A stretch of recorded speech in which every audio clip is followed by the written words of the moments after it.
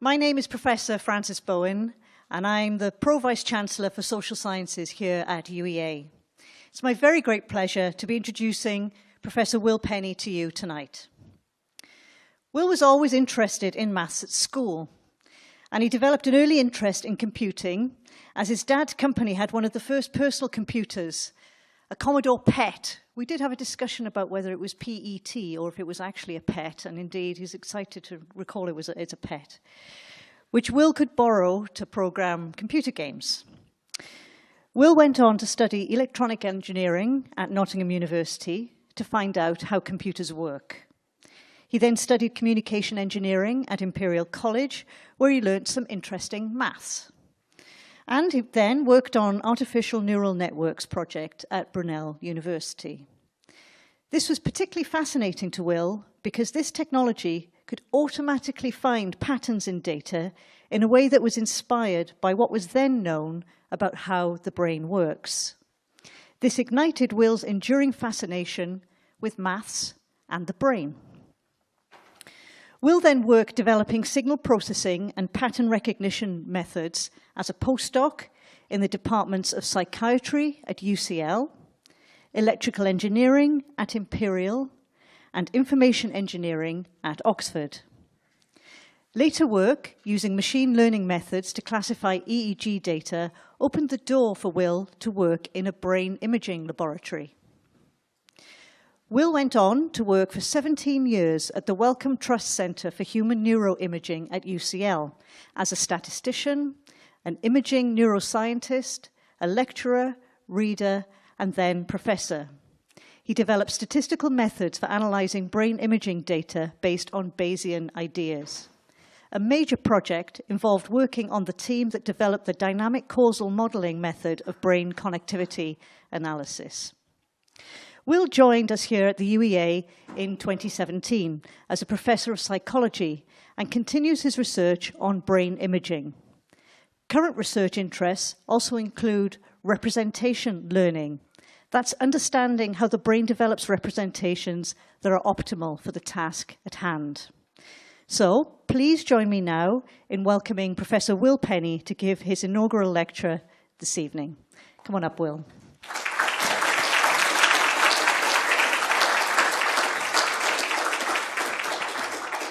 Thank you very much. Thanks very much for coming out tonight. And I'm going to start my story in the 90s, the early 90s, when Nirvana were making some great music. Nelson Mandela had just been released in 1990, and the World Wide Web was just being invented by Tim Berners-Lee at CERN. So really, at that time, there was no internet to speak of. So I was working on a project on artificial neural networks, and the goal of that technology was to develop general-purpose pattern recognition devices that could learn from examples rather than be programs. You just give it examples of what you want it to do, and then it should generalize so that it's learned the task properly, so it could properly classify new examples. And this was really because people were so good at recognizing patterns and computers at that time were not at all. The idea was that, well, let's take some inspiration from how we think the brains work.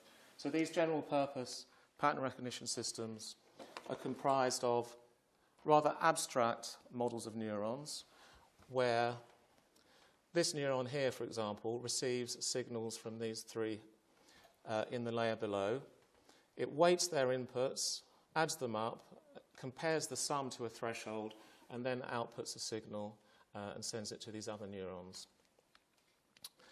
And if you want it to do a particular task, all you do is give it a training set. So that will be some images, for example, that you want to classify, and some labels where you tell the machine what category of image, for example, you're showing it. So I'll just go through a quick example of training this network to classify images as either of dogs or of cats. So here's an image of a dog, and we tell the network that this is a dog. So this would be the dog unit, and this would be the cat unit. And so this is our labeled data. We give it another example, and an example of a cat, another example of a cat, and you would give it typically hundreds of examples. And this is really quite a difficult pattern recognition problem because you see the images are coloured, the cats and dogs are in different poses, different positions. Some images are really sort of close cropped to the face, others are of the animal more generally in its environment. But nevertheless, you can get these neural networks to learn these mappings. And then, of course, you want to be able to present it with a new image of a dog that's not been in the training set, and for it to say, with 95% probability, yes, this is a dog. And with artificial neural networks, we wanted these to be a general purpose pattern recognition system so that it would work with images, but also with speech, and generally any type of data that you would wish to give it. Now, so I started working in this area in the early 90s, and around that time, a few years before, Jeff Hinton had actually rediscovered an algorithm for training these networks.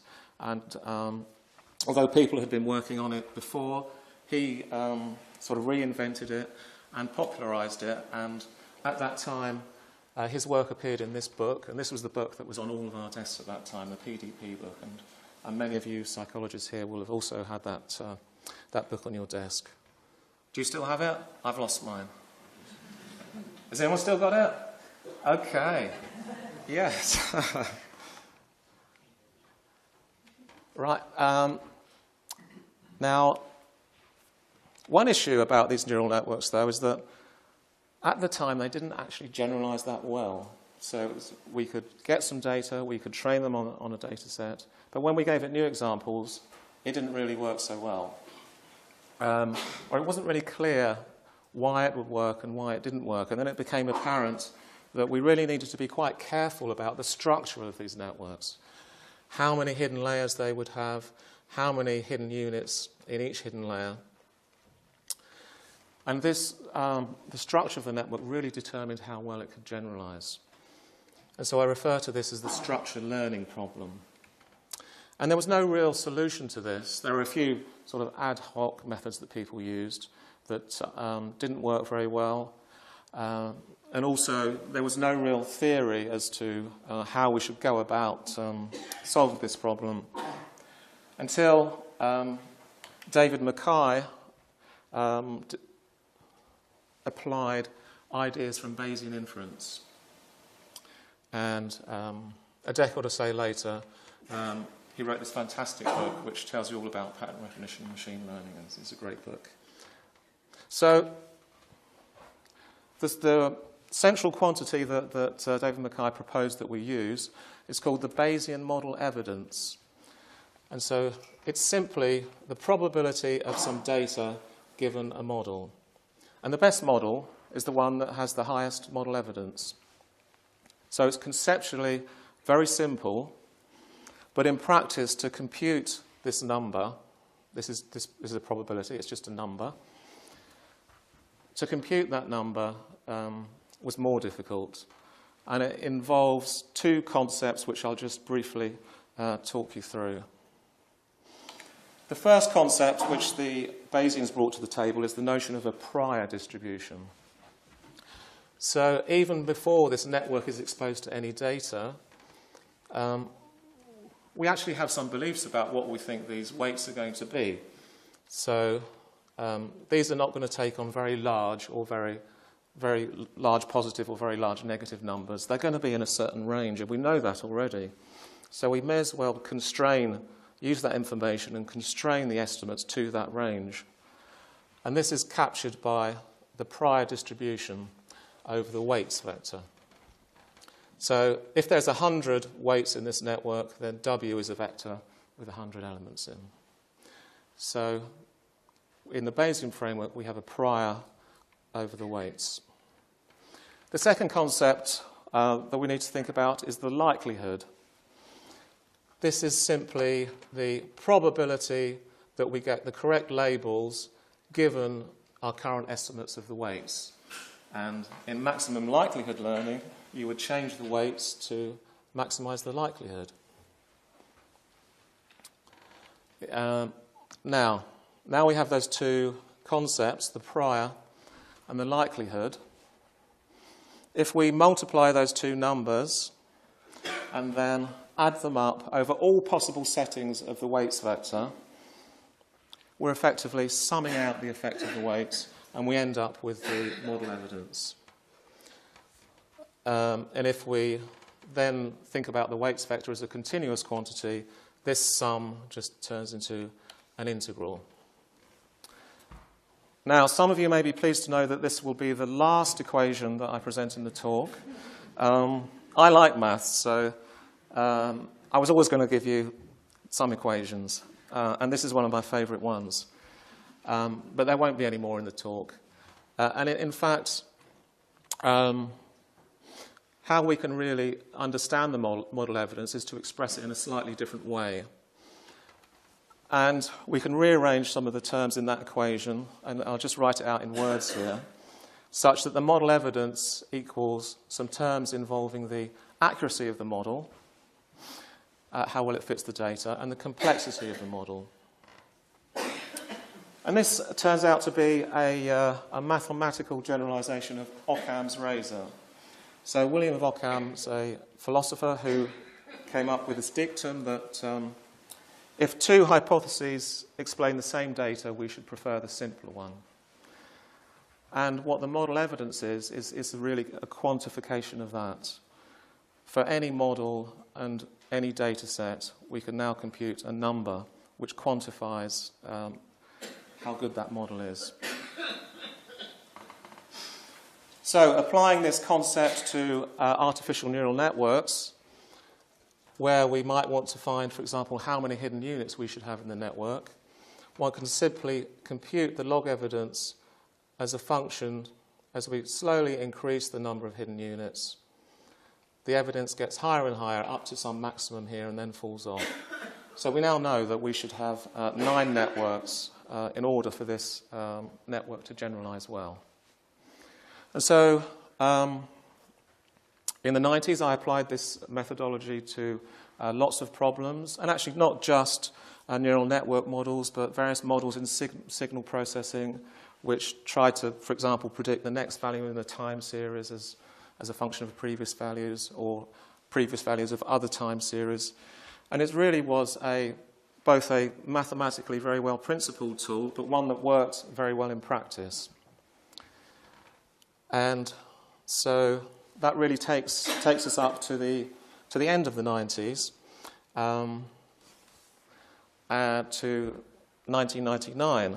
So I looked up on the internet important events of the 20th century and 21st century, 20th century, and 1999, introduction of the euro. So many important things happening in Europe that year. But more importantly, this is a more memorable event. Perhaps a number of you remember where you were when this event happened. Perhaps not. Also in 1999, I was at a neural networks conference in Washington, and there was an amazing talk by a guy called Christian Buchel. And he was talking about neural network models that could be fitted to brain imaging data, which I thought was really exciting. And so I spoke to him, and he told me that he worked with a guy at UCL called Carl Friston, who was working in that area, and so that led me to chase up the possibility of working with him. And so I did. There was a job there, and this led me into the area of neuroscience. So the artificial neural networks that I've described really bear little resemblance to real neuronal systems, to real brains. One of the biggest differences is that in artificial neural nets, there's just a single phase of processing from the sensory input to a decision-making layer at the top here. Whereas in the brain, that's not the case. There are feed-forward and feedback pathways, and we see basically information passing both ways in a sort of iterative process. So I therefore went to work at UCL to study brain connectivity. Now, when people talk about brain connectivity, they could be talking about three different things. So first of all, there's the anatomical structure of the brain. So this is basically what we refer to as white matter. So big bundles of axons that connect one brain region to another brain region. This is the structure of the brain, with only changes on a very, very slow time scale. Then there's functional connectivity.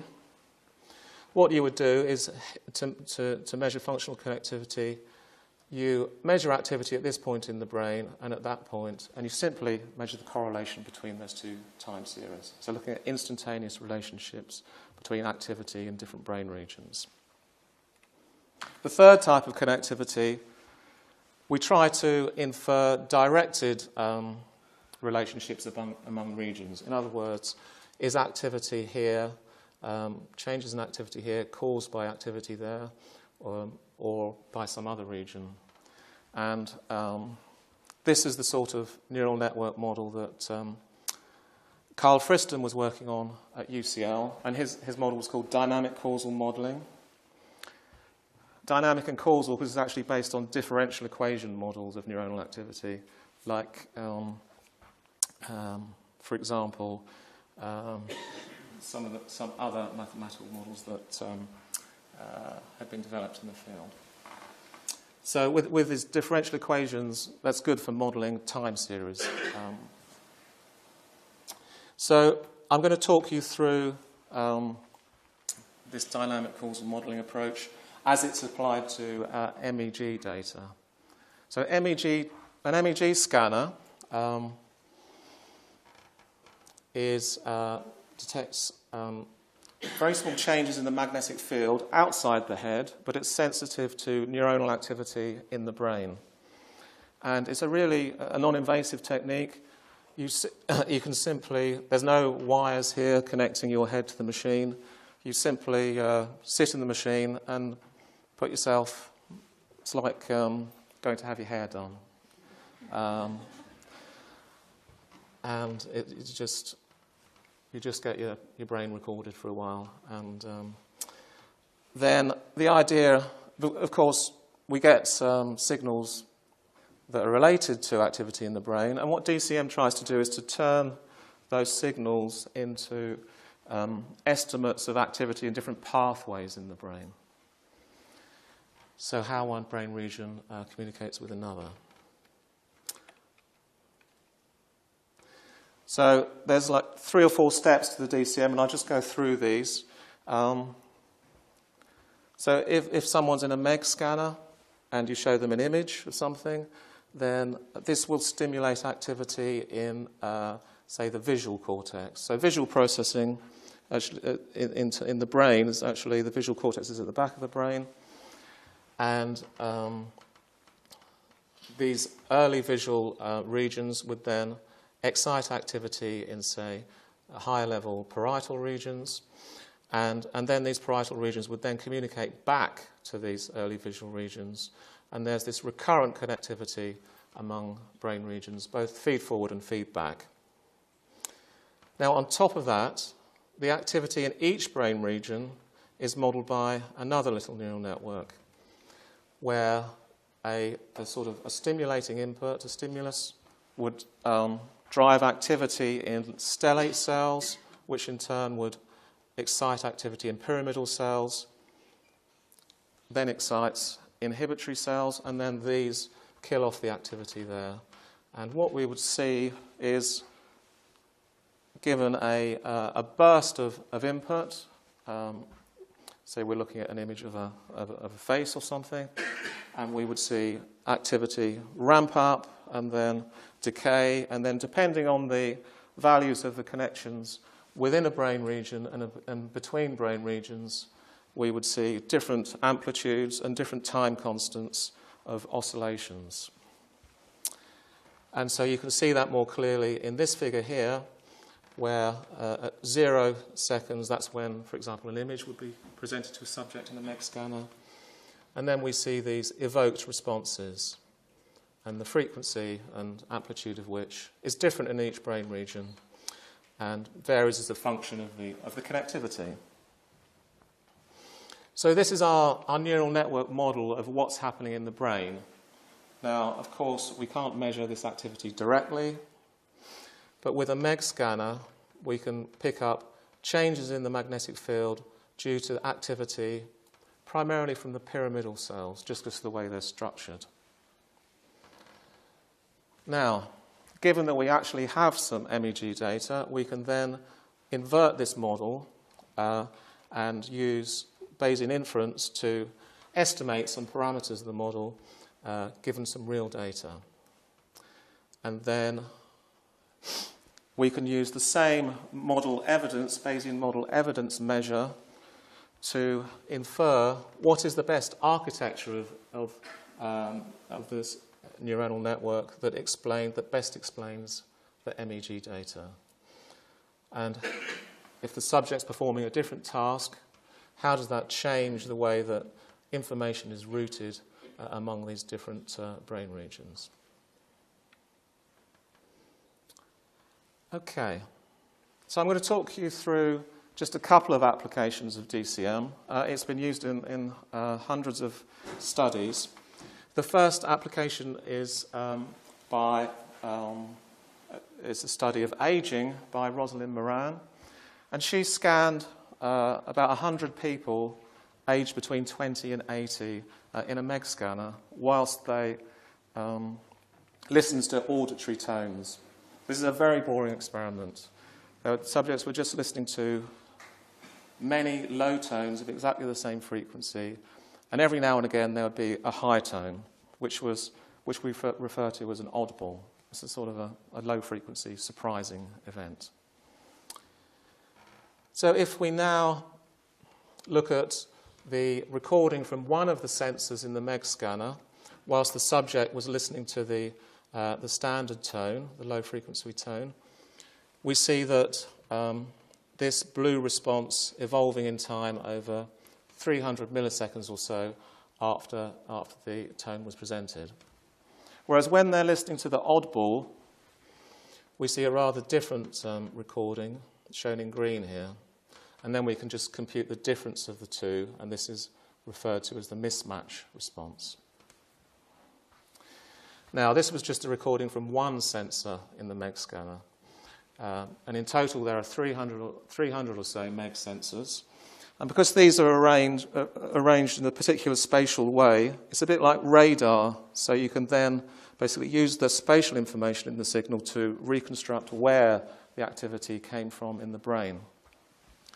So if we do that for the activity at 150 milliseconds after the stimulus, we can see that there's activity in the left and the right auditory pathways in the cortex. Now, Rosalind then fitted a DCM to this data, and she, using the Bayesian model evidence, she was both able to infer the number of regions and where these regions should be in space, and how they should be connected, and which of these connections are affected by the tone being an audible versus a standard. And this was the best architecture that she found, where this is right Heschel's gyrus, superior temporal gyrus, inferior frontal gyrus. Now what we got to the stage here where Rosalind has fitted this brain connectivity model to data from 100 subjects, and these subjects are aged from 20 to 80. So then what she did was to try to predict the age of the subject from their connectivity, from their brain connectivity.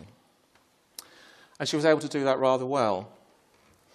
So you can see that there's a reasonably tight agreement between the connectivity-based predictions of age and people's real age. She then looked to see, well, were there any particular connections in the network that were really determining the age?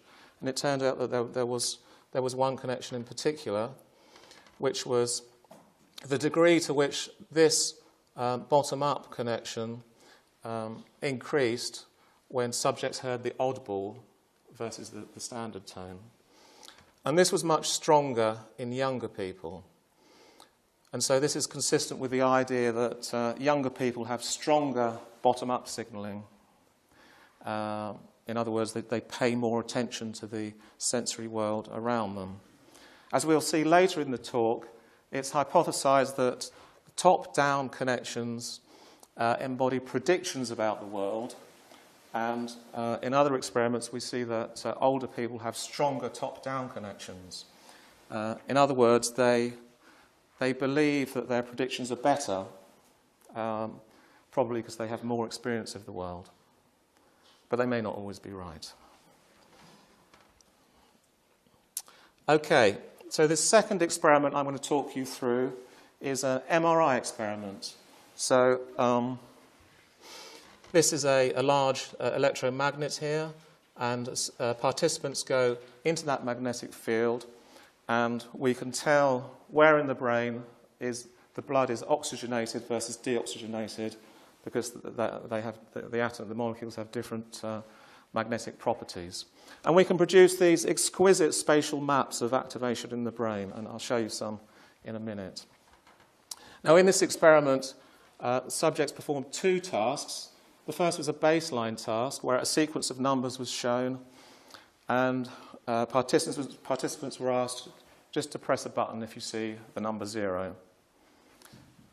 In the more interesting working memory task, again, a sequence of numbers was shown, and so participants were asked to press the button if the number was the same as the number 2 trials before. So let's try that task now, so you get an idea of the sorts of experiments we get up to in psychology departments. Who's done a psychology experiment before? Okay, well, now's the chance for you all to do one. So I want you to put your hand in the air if the number is the same as the number 2 trials before. Okay, so I'm going to show you 2 trials first.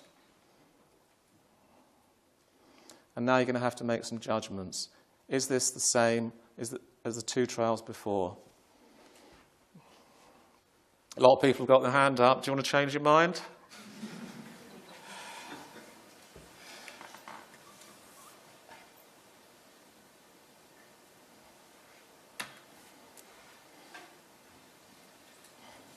Quite a lot of hands up for that one. Quite a lot of hands up for that one. Okay, so the numbers I showed you were as shown here. And so the true answers was same, different, different, same, which I think very few of you got right. So you're not getting paid. Now, it's a really difficult task, and of course you haven't had any practice at all. But you know, when you go into the lab to do the task, you'll practice it, and you'll probably get quite good at it. I personally find this task very difficult, and when I designed this talk, I was trying to both remember how to do the task and ask you about it, and I just don't have the capacity for that. And why it's so difficult is because you have to recall the second to last item, compare it with a new item, and then you sort of have to relabel your stored items. Now, what was the last item should then become the second to last for the next item. And then you need to encode your new item as the last item. So there's all these encoding, storage, and recall processes operating on the same information in the same modality, vision. And so a high possibility that these processes can interfere with each other. Now, Klaus Stephan, who ran this experiment, did it in 40 healthy controls and 40 subjects with schizophrenia. He was then defined working memory activation as basically the activity during the working memory task versus the fMRI activity during the baseline task.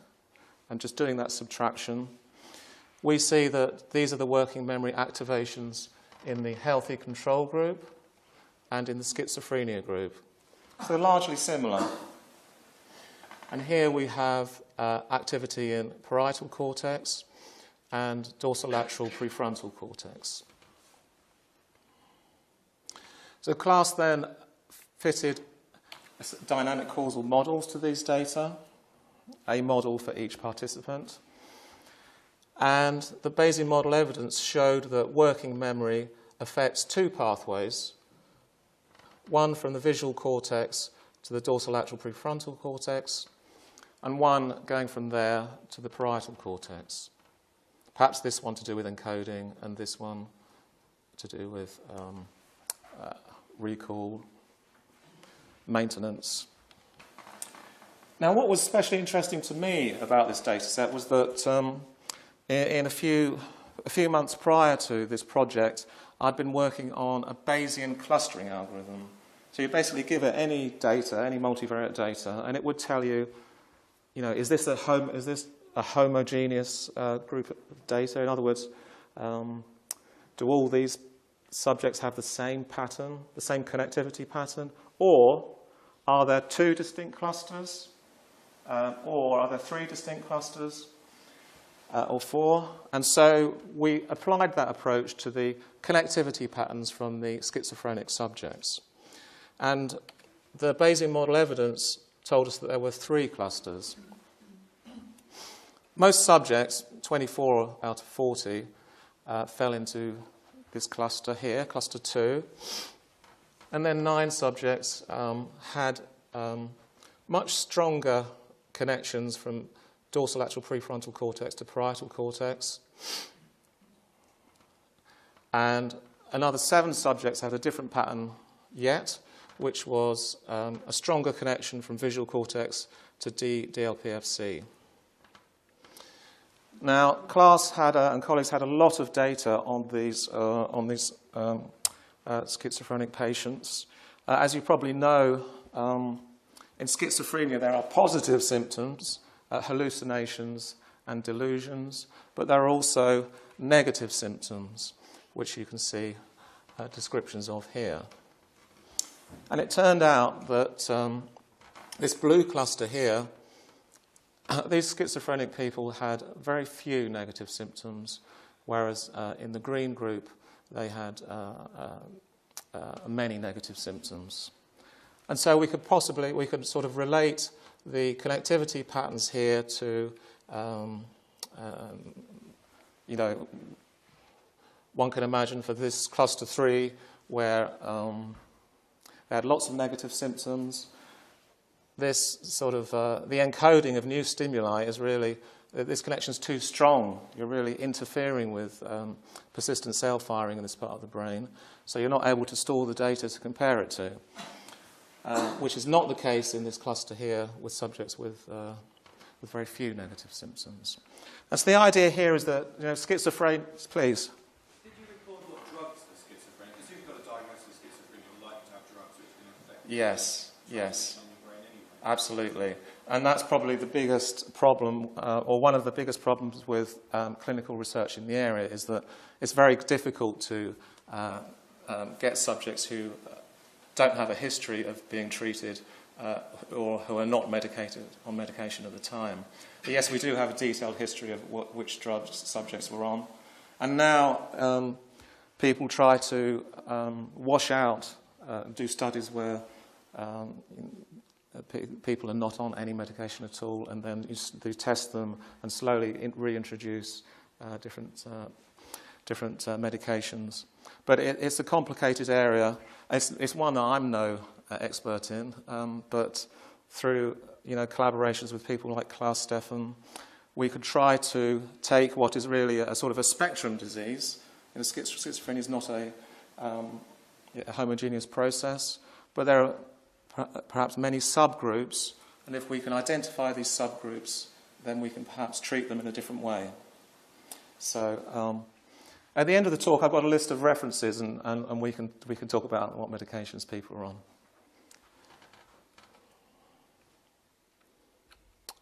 Okay, that takes me nicely on to the next decade, which is the royal wedding.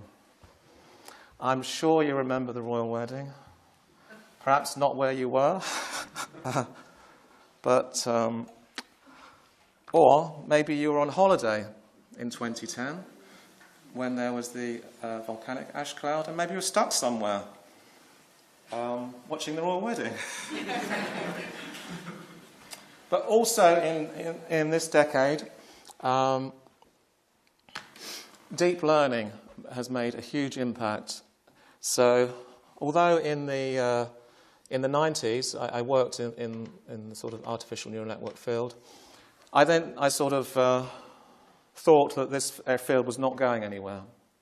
Well, it turns out I was wrong, because in the intervening 15 years or so, people like Jeff Hinton had really pushed the field on and were able to train these very deep networks with hundreds of thousands of parameters on millions of images collected from the internet. And these machines could estimate the coefficients, the weights in the networks, using very powerful computers with graphical processing units and multiple cores.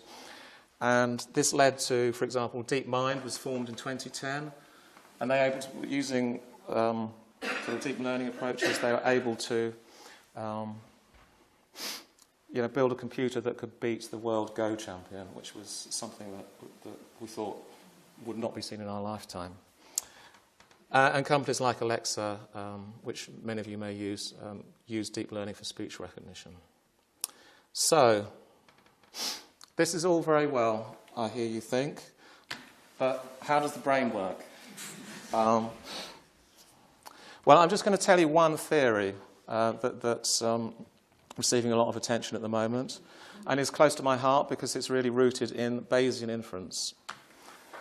And this reflects really the hierarchical nature of the brain, where there are multiple hierarchies to do with vision, to do with hearing, and then in the sort of, there are other parts of the brain that are not specific to any modality, so we call them multimodal regions. And if we take a little step-by-step look at this diagram, we can understand a bit more. So here in the periphery, the outside of this circle, are the primary sensory areas. So these are the parts of the brain that get information from the senses first. Now, neurons in layers 1 and 2 only have a very small view of the world. They don't get to see the whole image that I'm seeing of you now. They just get to see just a few degrees like that. And because my eyes and my body move around, we don't really see consistent, persistent activation of cells in these regions. So the activity there changes very fast. If we go up to layers 3 and 4, now the spatial aperture is much bigger, and so through this aperture I can now see faces, I can now see chairs, I can see computers, I can have representations that allow me to say, I can read them, and that will tell me what I'm looking at. Am I looking at a face or a chair? Going up to levels 5 and 6, into these multimodal areas, the activations can then persist for seconds, tens of seconds, and yet more. And these are to do with our working memory and our sort of task set, if you like. So I have a sort of temporal map in my brain about what I'm going to say when, what I have said, what I'm going to say. And this is sort of over a temporally extended window. And so with that in mind, I'd like to sort of introduce Dave. I'm just jumping ahead. So what I should say now is that this spatio-temporal structure of the world is reflected in the anatomical connectivity of the brain. So I now introduce you to David Mumford, who's come up with this theory called, a theory of how the brain works called hierarchical predictive coding.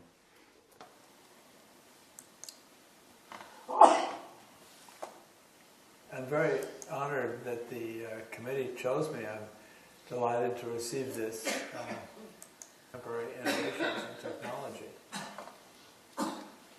Is there a mathematical approach to understanding thought and the brain? Yes, I believe so. This is not universally accepted by scientists who are studying the brain right now. But my belief is that to really understand it, you first have to make a mathematical model of what thought really is. What in some sense is the structure that we're setting up in our heads and working with in order to understand what's going on and plan our actions. And my belief is that the fundamentals of this kind of thinking are essentially statistical in nature, that we should view what's going on in our heads as statistical inference, that we rely on assembling a huge amount of data about how things work in the world and what we expect to see in the world. And we have to combine that with what's happening to us every day and use that to infer what's really going on beyond the very noisy and incomplete information which we receive about the world around us. So David Mumford is a mathematician, and he's actually a winner of the Fields Medal, which is their equivalent of the Nobel Prize. Actually, everything else he works on has nothing to do with the brain at all. But this is his theory about the brain. So if we effectively, what he's saying is that these higher level regions place prior constraints onto the lower level regions, which then place prior constraints onto those levels below, and effectively we have something like a hierarchical Bayesian model. So how does that work in practice? Well, the higher level regions would send predictions down the cortical hierarchy. They're then compared to actual sensory input, and then the difference between the predictions and the actual input, the prediction errors, are then propagated back up the hierarchy. And this allows the predictions to then be refined, and then they're sent back down the hierarchy compared to sensory input, and then prediction errors sent back up again. And this whole process is a continuous iterative process analogous to message passing algorithms in hierarchical Bayesian models. This has really been a very hot area over the last 5 or 10 years. So I did a Google search on predictive coding and neuroscience, and we can see that, in 2016 and 17, a total of 10,000 papers on this subject. And these papers are either testing the theory of hierarchical predictive coding, they're taking existing imaging results and interpreting them in the light of this new theory, or they're helping us to understand various disease processes and come up with proposals for clinical intervention. Or they could be more mathematical, people developing new message passing algorithms and proposing how they might map more specifically onto the neocortex, really digging into the details. Okay, so that's the end of my talk. I've got some take-home messages here. I'm just going to leave them up for you to read. I'll put them back in a second. I just wanted to say one more thing, which was that I'm sure you can understand that the source of research I've been talking about requires lots of people from different disciplines to work together. And we may not understand the terminology that each other uses. And so now there are a couple of new disciplines which hope to join the dots, if you like, and one of them, and they're called computational psychiatry or computational psychology. And in the autumn of this year, we've developed the first computational psychology undergraduate course in the UK, and this is a 3-year course that you can take.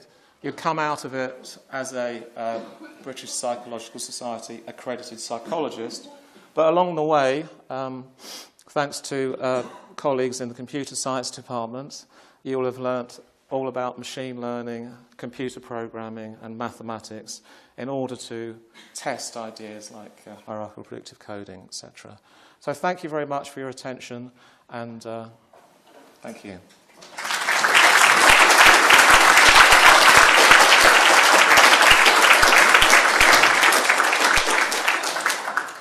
Okay, my name's Professor Kenny Coventry. I'm head of the School of Psychology, and I just want to say how thrilled we are to have Will join us in psychology here at UEA. But while your brains are still fresh, before I say a few other words, I'd just like to invite any questions. Are there any questions for Will? Question? If I understood you right, Will, you said that you rather believed that the brain was a sort of Bayesian inference engine. But behavioural economists, time after time, show that people, when they make decisions, don't make them in a Bayesian way. So what's going on? It's Bayesian at the bottom, but not at the top. Okay, so the brain's Bayesian at the bottom, but not at the top. Yes, well, that's everything. Actually, that's an interesting observation, actually, because really what I've talked to you about today has been really sensory processing pathways and how they're integrated with things like memory and so forth. But I haven't talked about decision making. And there's a whole other computational modeling framework called reinforcement learning, which has made terrific inroads into our understanding of the decision-making circuitry in the brain.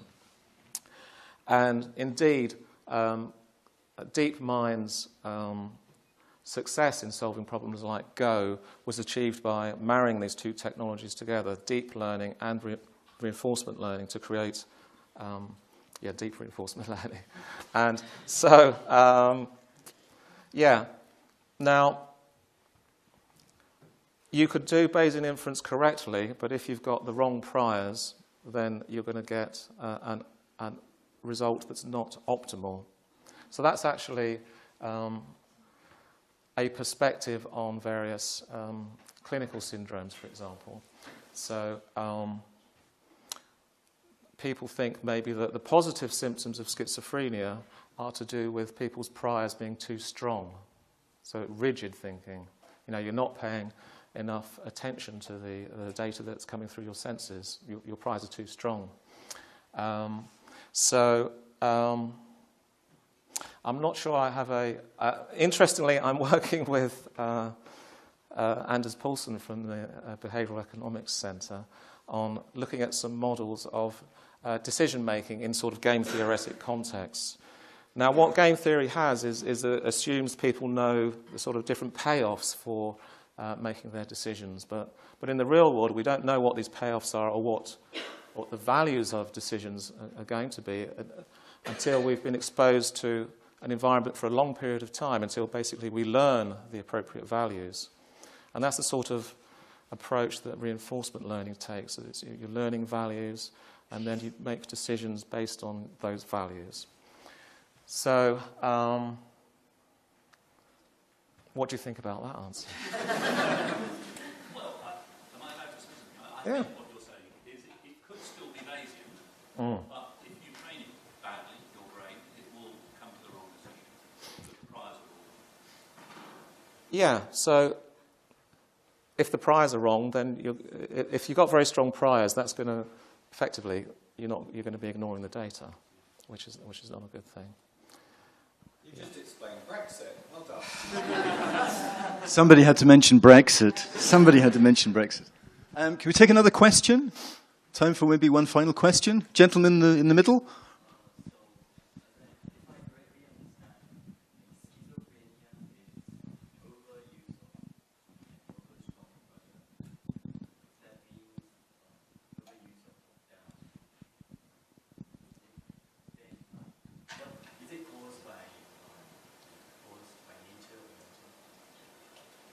Okay, so the question is schizophrenia, or at least one variety of schizophrenia, has to do with an overpowerful top-down prior. Yeah, that's been proposed as what might be happening for schizophrenics who really have positive symptoms, so hallucinations and delusions.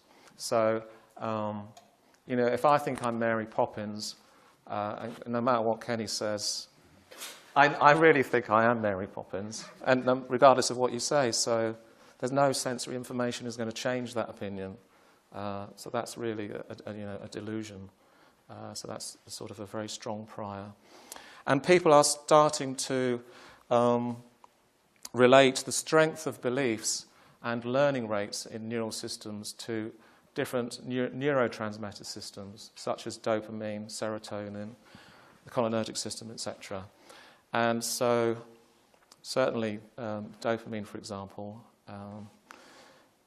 has been implicated in schizophrenia, and we're just really trying to unpick the relationships between, the weight that you give to data versus the prior, and how different neurotransmitters actually encode that in the brain.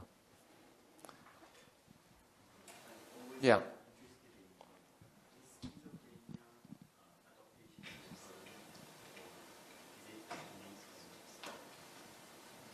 Is schizophrenia nature or nurture, was the question.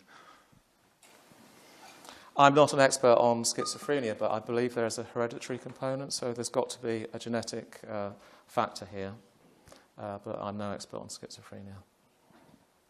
Okay, I'd just like to say a final few words. And first of all, like to thank Will once again. I hope you'll join me in thanking Will for a fantastic talk. Thank you.